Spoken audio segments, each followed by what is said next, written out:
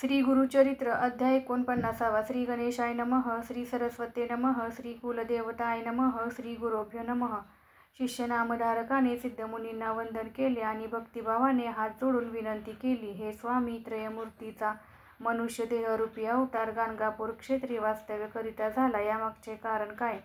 पृथ्वीवर अनेक प्रसिद्ध क्षेत्रे आहेत, ती सर्व सोडून श्री गुरूंनी तेथेच वस्ती का केली? हे स्वामी, मला या स्थानाचे महात्म्य विस्तारपूर्वक सांगावे, असे म्हणून नामधारकाने पुन्हा एक वार सिद्धमुनींचे चरण वंदन केले.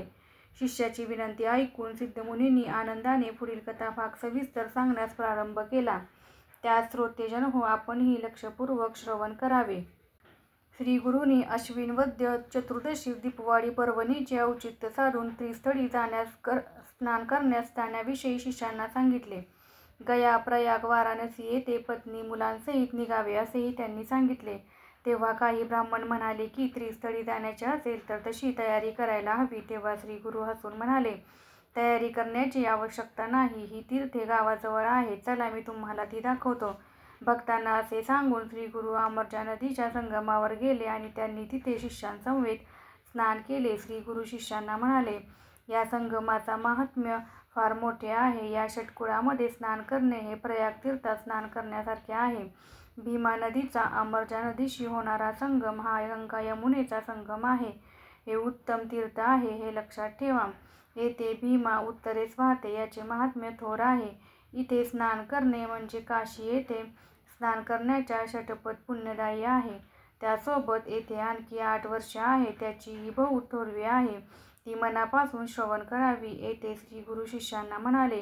श्री गुरूंचे बोलणे ऐकून भक्तांनी विचारले, या नदीला अमरजा हे नाव कसे लाभले? तिची उत्पत्ती कशी झाली? श्री गुरु म्हणाले, तुम्ही मला विचारले, हे बरे केलेत. पुराणात जालंधराची कथा प्रसिद्ध आहे. जालंधर नावाच्या निशाचर राक्षसाने पूर्वी पराक्रमाने पृथ्वी जिंकली, इंद्रनगरी जिंकली आणि सर्व देवांना पळवून लावले. देवांचे व दैत्यांचे मोठे युद्ध झाले. त्यामध्ये जालंधराने बऱ्याचशा देवांना मारले. तेव्हा इंद्र शंकरांकडे गेला आणि म्हणाला, शंकरा ऐक, दैत्यांनी सर्व देवांना मारले आहे, तेव्हा तुम्ही दैत्यांचा प्रतिकार करावा. शंकरांच्या पाया पडून तो म्हणाला, आम्ही दैत्यांना मारतो तेव्हा ते जमिनीवर पडतात, त्यांचे रक्त जमिनीवर सांडले की त्यातून अनेक राक्षस उत्पन्न होतात. स्वर्गात, मृत्यूलोकात व पाताळात सर्वत्र दैत्यांचेच कुळ पसरले आहे. त्यांनी आमच्या सर्व देवांना मारले आहे, म्हणून मी तुमच्यापाशी आलो. ते त्यांचे बोलणे ऐकून शंकरांना क्रोध आला. त्यांनी रौद्र रूप धारण केले आणि दैत्यांचे निर्दालन करण्यासाठी निघाले. इंद्राने शंकराला विनंती केली, स्वामी, तुम्ही दैत्यांना मारावे, परंतु त्यासोबतच देवांना पुन्हा जिवंत करण्याचा उपायही करावा. तेव्हा प्रसन्न होऊन शंकराने तत्क्षणी अमृत मंत्राचा उच्चार करून संजीवन रूपी पाण्याने भरलेला घडा इंद्राकडे दिला. इंद्राने तो घडा घेतला आणि लागलीत जाऊन त्याने ते पाणी शिंपडून देवांना पुन्हा जिवंत केले. तेव्हा त्या घड्यामधून जे अमृत खाली पडले त्याचा पृथ्वीवर नदीरूपी प्रवाह झाला. ती संजीवनी नामक नदी पृथ्वीवर अमरजा या नावाने प्रख्यात झाली. म्हणूनच जे कुणी या नदीत स्नान करतात त्यांना मृत्यू नाही, अपमृत्यूही नाही. येथे स्नान केल्याने लोक शतायुष्य होतील, त्यांना रोग होणार नाहीत, अपस्मार वगैरे दोष आणि ब्रह्महत्यादिक पापे नष्ट होतील. अमरजेचा भीमेशी संगम आला म्हणून तिला तेथे अमृत नदी असे नाव आहे आणि हे संगम स्थान प्रयागावरील त्रिवेणी संगमाप्रमाणे आहे. येथे कार्तिक आणि माघ मासामध्ये भक्तिपूर्वक स्नान केल्याने इह परलोकात सुख पावून लोक अखेरीस मोक्ष प्राप्त करतात. सोमवारी किंवा सूर्यग्रहणाच्या वेळी, संक्रांत, सोमवती अमावस्या, पुण्यप्रद तिथी आणि एकादशीला येथे स्नान केल्यास अनंतपट पुण्य लाभते. हे दिवस साधता आले नाही तरी आयुष्यात एकदा तरी येथे स्नान करावे, म्हणजे सर्व दोष जाऊन मनुष्य शतायुष्य होतो आणि धनवान होतो, असा हा संगमाचा महिमा आहे. आता ज्याच्या समोर पिंपळाचा वृक्ष आहे त्या मनोरथ तीर्थाविषयी सांगतो. या तीर्थात स्नान केले असता आपली मनोकामना पूर्ण होते. कल्पवृक्षाप्रमाणे कल्पिलेले फळ देणारे हे तीर्थ आहे. येथील अश्वत्थ हा कल्पतरू आहे. लोक तिथे जे जे मिळावे म्हणून इच्छा करतील ते त्यांना येथे मिळेल.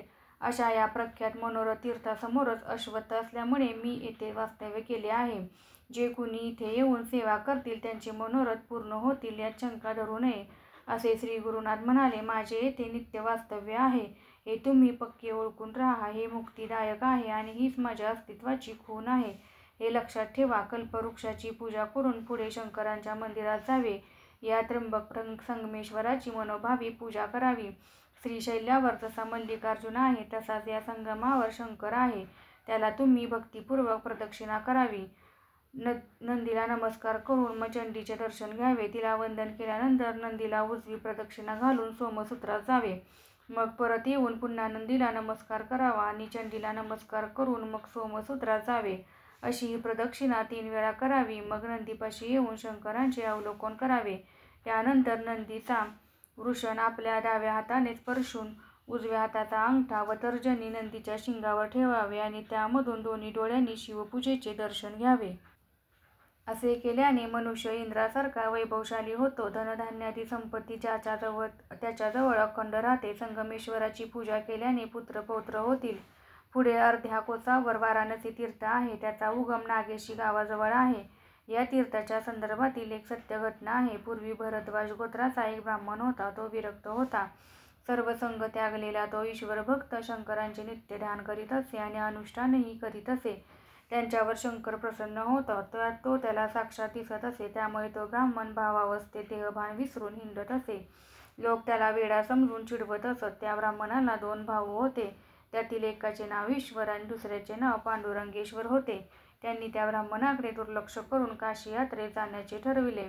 सर्व तयारी करून ते मोठ्या त्वरेने निघाले आणि आपल्या या वेड्या भावाला चलतोस का म्हणून विचारले. काही अज्ञ जन त्यांना वेडा समजत असले तरीही महाज्ञानी असलेला तो ब्राह्मण आपल्या भावांना म्हणाला, माझे ऐका, तुम्ही काशीला जाऊ नका. शंकर आणि विश्वेश्वर माझ्याजवळच आहेत. मी तुम्हाला दाखवतो. तेव्हा त्यांना मोठे नवल वाटले आणि ते म्हणाले, दाखव बरे. काशीत जाण्यासाठी बरेच प्रयास पडतात. विश्वेश्वर जर इथेच भेटत असेल तर एवढे कष्ट कशाला, असे ते आनंदाने म्हणाले. तेवढ्या वेळात त्या ब्राह्मणाने स्नान केले व तो ध्यानात बसला. तेव्हा शंकर त्याच्यापाशी प्रकट झाला. त्याने शंकरांना विनंती केली, देवा, तू नित्य माझ्याजवळ राहा. मला तुझे नित्य दर्शन व्हावे. याकरता काशी क्षेत्र माझ्याजवळ हवे आहे. असे म्हणून त्याने देवाचे चरण धरले. तेव्हा तो भोळा चक्रवर्ती त्याच्यावर प्रसन्न झाला. त्या ब्राह्मणाला समोर काशी क्षेत्र दिसू लागले. मणिकर्णिका कुंडही येथे साक्षात तयार झाले. त्या कुंडातून विश्वेश्वराची मूर्ती प्रकट झाली आणि उत्तरवाहिनी नदीही तेथे उत्पन्न झाली. कुंडातून पाणी वाहू लागले. तिथे असलेल्या सर्वांना काशीप्रमाणे सर्व देखावा दिसू लागला. भीमेच्या संगमाचे काशी क्षेत्रात रूपांतर झाले. मग बंधुवर्ग तिथे मनोभावे स्नान करू लागले आणि त्या ब्राह्मणाला ज्ञानी म्हणू लागले. तो ब्राह्मण आपल्या बंधूंना म्हणाला, आता आपल्या लोकांनी काशी जाण्याचे कारण नाही. याच ठिकाणी काशी समजून राहावे अशी मला शंकराने आज्ञा केली आहे. आपले नाव गोसावी असून तुम्ही आराध्य आहात. तुम्ही डोके पंढरपूरला जा. तेथे पुंडलिक वरद पांडुरंग आहे. त्याची तुम्ही पूजा करा. तुमचे आराध्य हे नाव विशेष प्रसिद्ध होईल. तुम्ही येथे काशी यात्रेला म्हणून दरवर्षी यावे. हे फार महत्त्वाचे तीर्थ आहे, असेही तो ब्राह्मण म्हणाला. श्री गुरु भक्तांना म्हणाले, अशा तऱ्हेने येथे काशी क्षेत्र प्रकट झाले आहे. ही प्रत्यक्ष काशी आहे. या बाबतीत तुम्ही मनात संशय धरू नये. हे ऐकून सर्वच ब्राह्मण अन्नक्षेत्रात करावयाचे स्नान, दान आणि आचरण येथेच करू लागले. मग तेथून श्री गुरु आणखी पुढे आले. असे सिद्धमुनी नामधारकास म्हणाले. सर्वांना पापविनाशी तीर्थ दाखवून श्री गुरु म्हणाले, अग्नीशी संपर्क झाल्याने ज्याप्रमाणे गवत जळून जाते तसे येथे स्नान केल्याने सर्व पातके जळून जातात. त्यावेळी श्री गुरूंनी आपली पूर्वाश्रमीची बहीण रत्नाबाईला बोलावून विचारले, तू आमच्या दर्शनाला आली आहेस. तुझे पाप फार आहे. त्याची मनात आठवण कर. श्री गुरूंचे बोलणे ऐकून ती वारंवार त्यांच्या पाया पडून म्हणू लागली, मी मूढ अडाणी आहे. एवढे ज्ञान मला कुठून असणार. तुम्ही जगदात्मा आहात, विश्वव्यापक आहात. तुम्ही ज्ञानज्योत प्रदीपक आहात. तुम्ही सर्व काही जाणता. तेव्हा तुम्हीच मला सर्व समजावून सांगा. तेव्हा श्री गुरु तिला म्हणाले, तू तुझे पाप मला विचारतेस तर मी सांगतो. तू 5 मांजरांना ठार मारलेस. तुला ते आठवत नसेल तेव्हा आठवण करून पहा. मांजर गाभण होती. ती एका भांड्यात व्यायली. तू त्या भांड्यात न पाहता पाणी घातलेस आणि भांडे विस्तवर ठेवून त्यावर झाकण ठेवलेस. तू 5 मांजरांचा घात केलास. तुला आणखी पापे लागतील. हे ऐकून ती भयभीत झाली. तिच्या अंगावर पांढरे फोड उठले. हे पाहून ती घाबरली. तिने श्रीगुरूंचे चरण धरले आणि दीन वचनांनी ती विनवणी करती झाली. कृपेची भीक मागू लागली. लोक अनेक पापे करतात आणि काशीत जातात. त्याप्रमाणे मी माझे पाप जाईल या आशेने तुझ्याकडे आले. श्रीगुरु तिला म्हणाले, तुझे पाप खूप आहे. तू जर त्याची फळे पुढच्या जन्मात भोगण्यास तयार असशील तर आता हे कोड वगैरे जाईल. रत्नाबाई म्हणाली, मी जीवाला कंटाळलेली आहे. मला मुक्ती पाहिजे. त्याच हेतूने मी तुझ्या दर्शनासाठी आले आहे. आता मला हा पुन्हा जन्म नको. मी या जन्मात सर्व पापे भोगीन असे म्हणून तिने पुन्हा श्रीगुरूंचे चरण धरले. तेव्हा श्रीगुरूंनी तिला सांगितले, तू पापविनाशी तीर्थात स्नान कर. त्याने तुझे कोड जाईल. तू तिथे नित्य स्नान कर. तुझे 7 जन्मांचे पाप नष्ट होईल. तू यात शंका धरू नकोस असे श्रीगुरूंनी तिला सांगितले. सिद्धमुनी नामधारकाला म्हणाले, आम्ही स्वतः असे पाहिले आहे की त्या रत्नाबाईने केवळ 3 रात्र त्या पापविनाशी तीर्थात स्नान केले आणि तिचे कोड गेले. अशा या पापविनाशी नामक प्रख्यात तीर्थामध्ये जे भाविक स्नान करतील त्यांची 7 जन्मांची पापे क्षालन होतील. तीर्थांचा महिमा कळल्यावर रत्नाबाई एक मठी बांधून तीर्थाजवळच राहिली. पुढे श्रीगुरूंनी सर्वांना कोटी तीर्थ नावाचे स्थान दाखवले. तेव्हा ते म्हणाले, येथे स्नान करण्याचे महत्त्व अपार आहे. जंबूद्वीपात अपार महात्म्य असणारी जी तीर्थे आहेत ती सर्व या कोटी तीर्थात सामावली आहेत. सोमवार, सूर्यग्रहण, संक्रांतीची पर्वणी, अमावस्या, पौर्णिमा, प्रतिपदा या तिथींना येथे स्नान करावे. सवत्स धेनू अलंकृत करून एका ब्राह्मणाला दान द्यावी. त्याने कोटी गोदान केल्याचे पुण्य मिळते. या तीर्थाचा महिमा असा आहे की येथे 1 पट दान दिले असता त्याचे कोटीपट पुण्य मिळते. म्हणून येथे यथाशक्ती दान करावे. पुढे रुद्रपाट नावाचे तीर्थ आहे. हे तीर्थ गया तीर्थाइतकेच फळ देणारे आहे. गयेला जे धर्मकर्म करायचे असतील ते सर्व येथे करावे. येथे रुद्रपादाची पूजा केल्याने कोटी जन्मातील पापे नाहीशी होतात. पुढे चक्रतीर्थ आहे. या तीर्थाजवळ केशवाचे वास्तव्य आहे. हे अतिशय पवित्र आणि पुण्यदायिनी असे तीर्थ आहे. येथे स्नान केल्याने पतित मनुष्यही ज्ञानी होतो. द्वारकेप्रमाणे येथे अस्तींवर चक्रे दिसतात. येथे स्नान करून केशवांची पूजा केल्याने द्वारकेच्या चौपट पुण्य प्राप्त होते. श्रीगुरूंचे वचन ऐकून सर्वांनी येथे स्नान केले. पुढे मनमथ नावाची तीर्थाची महिमा श्रीगुरूंनी सांगितली. माहिती श्रीगुरूंनी सांगितले, गावाच्या पूर्व भागी कल्लेश्वर तीर्थ आहे. हे क्षेत्र गोकर्ण महाबळेश्वराइतकेच पवित्र आहे. मनमथ तीर्थात स्नान करून कल्लेश्वराची पूजा केल्याने प्रज्ञा वाढते आणि 8ही प्रकारची ऐश्वर्ये प्राप्त होतात. श्रावण मासात कल्लेश्वरावर अखंडाभिषेक केल्याने आणि कार्तिक महिन्यात दीपमाळ लावल्याने अपार पुण्य मिळते. श्रीगुरूंनी याप्रमाणे 8 तीर्थांचा महिमा सांगितला. त्यामुळे भक्तांना अतिशय आनंद झाला. त्यांचे प्रेम उचंबळून आले आणि त्यांनी मोठा उत्साह केला. सर्व भक्तजन म्हणाले, आम्हाला तीर्थ महिमा ठाऊक नव्हता. श्रीगुरूंनी तो कृपापूर्वक सांगितला आणि आम्हाला पावन केले. ही सर्व तीर्थे जवळ असताना यात्रेसाठी दूरदेशी कशाला जायचे? येथे स्नान केले असता आपण पवित्र होऊ. असे म्हणून सर्व भक्तजन श्रीगुरूंनी सांगितल्यानुसार आचरण करू लागले. अशा प्रकारे 8 तीर्थांची माहिती सांगून श्रीगुरू आपल्या मठात परत आले. तेव्हा भक्तांनी मोठी समाराधना केली आणि आनंदोत्सव साजरा केला. सिद्धमुनी नामधारकाला म्हणाले, असा हा तीर्थ महिमा श्रीगुरूंनी आम्हाला सांगितला. तोच मी तुला सांगितला. सरस्वती गंगाधर म्हणतात, श्री क्षेत्र गाणगापूर येथे अनेक तीर्थे आहेत.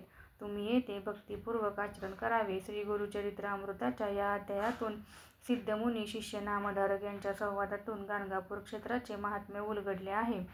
अशा रीतीने श्री गुरुचरित्रामृत ग्रंथामधील परमकल्पतरू कथांमधील श्री नृसिंह सरस्वती उपाख्यानाच्या अनुषंगाने सिद्ध व नामधारक संवादामधून घडणारा अमरजा संगम गाणगापूर क्षेत्र महिमा वर्णन सांगणारा 49वा अध्याय पूर्ण झाला. हा अध्याय श्री गुरु दत्तात्रयांचरणी अर्पण करीत आहे. श्री गुरुदेव दत्त.